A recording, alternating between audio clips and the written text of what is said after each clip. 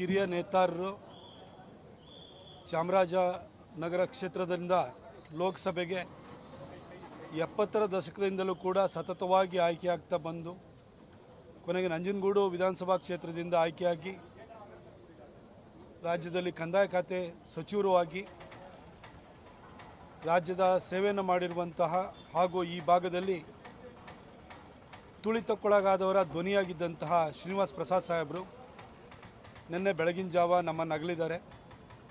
ನಾನು ನನ್ನ ಪ್ರಚಾರ ನಿಮಿತ್ತ ಹಾವೇರಿನಲ್ಲಿದ್ದೆ. ಹಾಗಾಗಿ ಇವತ್ತು ಬಂದು ಅವರಿಗೆ ಶ್ರದ್ಧಾಂಜಲಿಯನ್ನು ಅರ್ಪಿಸಿದ್ದೀನಿ.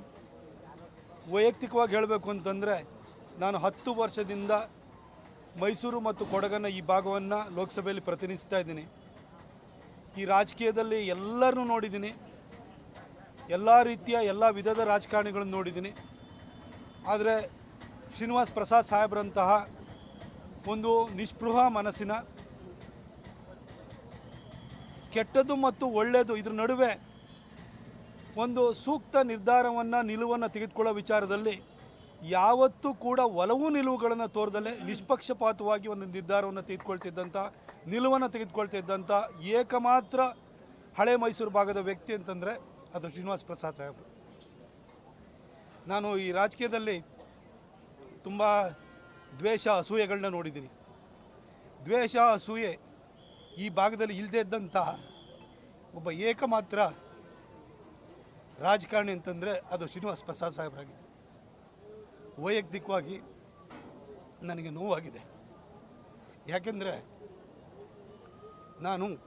ಅವರು ಕಾಂಗ್ರೆಸ್ಸಲ್ಲಿದ್ದು ನಾನು BJPಯಲ್ಲಿದ್ದಾಗಲೂ ಕೂಡ ನಾನು ಯಾವತ್ತೇ ಅವ್ರನ್ನ ಹೋಗಿ ಭೇಟಿಯಾದಾಗ ಅವರು ಡಿಸ್ಟ್ರಿಕ್ಟ್ ಇನ್ಚಾರ್ಜ್ ಮಿನಿಸ್ಟರ್ ಇದ್ದರು. ನನ್ನ ಕರೆದು ಪ್ರತಾಪ್ ಬಾ ಅಂತ ಕರೆದು ಕೂರಿಸಿ ಏನೇ ವಿಚಾರ ಇದ್ರೂ ಕೇಳೋರು. ಯಾವತ್ತೂ ನಾನು ಬೇರೆ ಪಕ್ಷದವನು ಅಂತ ಟ್ರೀಟ್ ಮಾಡಲಿಲ್ಲ. ಅವ್ರ ಜೊತೆ ನಾನು ಲೋಕಸಭೆಯನ್ನು ಕೂಡ 2019ರಲ್ಲಿ ಒಟ್ಟಿಗೆ ಪ್ರವೇಶ ಮಾಡುವಂಥ ಅವಕಾಶವೂ ಸಿಕ್ತು. ಎಲ್ಲೇ ಹೋದರೂ ಕೂಡ ತುಂಬ ಪ್ರೀತಿಯಿಂದ ವಿಶ್ವಾಸದಿಂದ ಮಾತಾಡಿಸ್ತಿದ್ರು. ಏನೇ ಇದ್ರೂ ಕೂಡ ಒಂದು ಕಿವಿ ಮಾತನ್ನು ಹೇಳ್ತಾಯಿದ್ರು.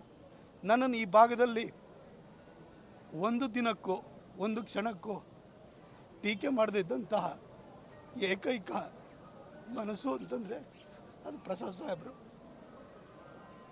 ಹಾಗೆ ನನಗೆ ವೈಯಕ್ತಿಕವಾಗಿ ನೋವಾಗಿದೆ.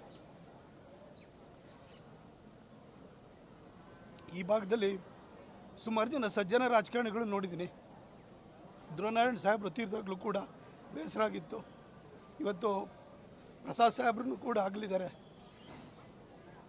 ಏನೋ ಈ ಮೈಸೂರು ಭಾಗದಲ್ಲಿ ಒಳ್ಳೆಯ ರಾಜಕಾರಣಿಗಳಿಗೆ ಕಾಲನೇ ಇಲ್ಲನೋ ಅಂತ ಅನಿಸ್ಬಿಡುತ್ತೆ. ಸಜ್ಜನ ರಾಜಕಾರಣಿನ ನಾವು ಕಳ್ಕೊಂಡಿದ್ದೀವಿ. ಇದು ವೈಯಕ್ತಿಕ ಇವತ್ತು ನನ್ನ ಮನಸ್ಸಿಗೆ ದುಃಖ ಆಗಿದ್ರೆ ಇದು ನನಗೆ ವೈಯಕ್ತಿಕವಾಗಿ ನನಗೊಂದಾಗಿರೋಂಥ ನಷ್ಟ ಅನ್ನೋ ರೀತಿಯಲ್ಲಿ ನನಗೆ ದುಃಖ ಆಗಿದೆ. ನನ್ನನ್ನು ಒಂದು ದಿನಕ್ಕೂ ಒಂದು ಕ್ಷಣಕ್ಕೂ ಎಂಥ ಸಂದರ್ಭದಲ್ಲೂ ಕೂಡ ನನಗೆ ಬುದ್ಧಿ ಹೇಳಿದರೆ ಹೊರತು, ಕಿವಿ ಮಾತನ್ನು 4 ಗೋಡೆ ಮಧ್ಯದಲ್ಲಿ ಹೇಳಿದರೆ ಹೊರತು ಒಂದು ದಿನವೂ ಕೂಡ ಸಾರ್ವಜನಿಕವಾಗಿ ನನಗೊಂದು ಸಣ್ಣ ಟೀಕೆನೂ ಕೂಡ ಮಾಡಿರಲಿಲ್ಲ. ಒಂದು ಮಕ್ಕಳನ್ನ ಕರೆದು, ಸ್ವಂತ ಮಕ್ಕಳನ್ನ ಕರೆದು ಯಾವ ರೀತಿ ಬುದ್ಧಿ ಹೇಳ್ಬೋದು, ಸರಿದಾರಿಯಲ್ಲಿ ನಡೆಸ್ಬೋದು, ಆ ರೀತಿ ನಡೆಸಿರುವಂತಹ ಒಂದು ಮಹಾನ್ ಚೇತನ ಅದು ಶ್ರೀನಿವಾಸ್ ಪ್ರಸಾದ್ ಸಾಹೇಬರು.